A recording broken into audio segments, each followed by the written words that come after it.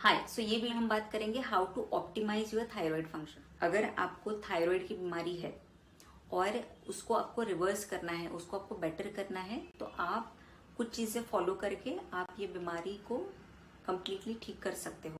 सो सबसे पहला है focus on your liver health. So जो हमारे हॉर्मोन्स है T3, T4, TSH, उसमें से जो T4 है वो इनएक्टिव हार्मोन है, T3 ये एक्टिव हार्मोन है। तो T4 का कन्वर्जन T3 में होता है, वो है लीवर में होता है। तो इसीलिए लीवर हेल्थ बहुत ज़्यादा ज़रूरी है।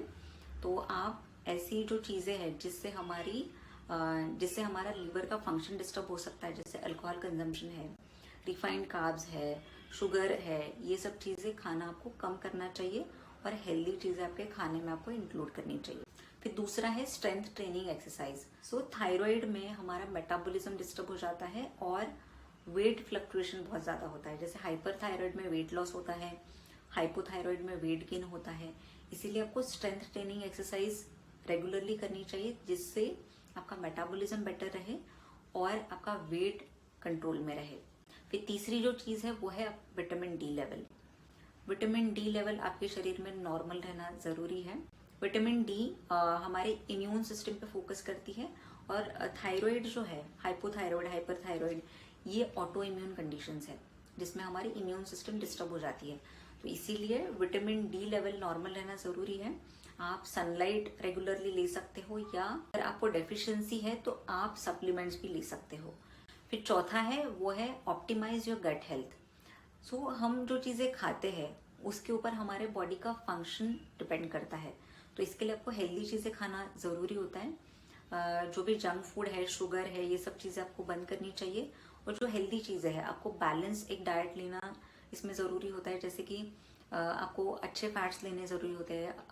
प्रोटीन जो है वो आपके खाने में आपको ज़्यादा मात्रा में लेना इसमें ज़रूरी होता है। और जितने भी रिफाइंड कार्ब्स है, जंक फूड है, उसका इंटेक आपको कम करना चाहिए। उसके अलावा जो प्रोबायोटिक है उसको भी आप ले सकते हो, जिससे डाइजेशन की प्रोसेस अच्छे से हो और जितना भी ऑप्टिमम न्यूट्रिशन है वो आपके बॉडी को मिले। और पांचवी जो चीज़ है वो है डिक्रीज योर टॉक्सिन एक्सपोजर।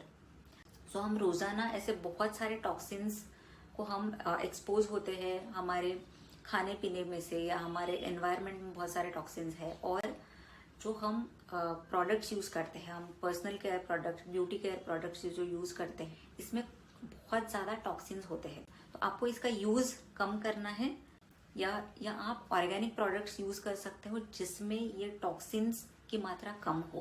क्योंकि ये टॉक्सिन्स जो है वो स्किन के थ्रू हमारे शरीर में एंटर करते हैं और हमारे हॉर्मोन्स को डिस्टर्ब करते हैं। इसीलिए आपको ये टॉक्सिन एक्सपोजर भी कम करना पड़ेगा अगर आपको थायराइड का फंक्शन इंप्रूव करना है या थायराइड की बीमारी आपको रिवर्स करनी है।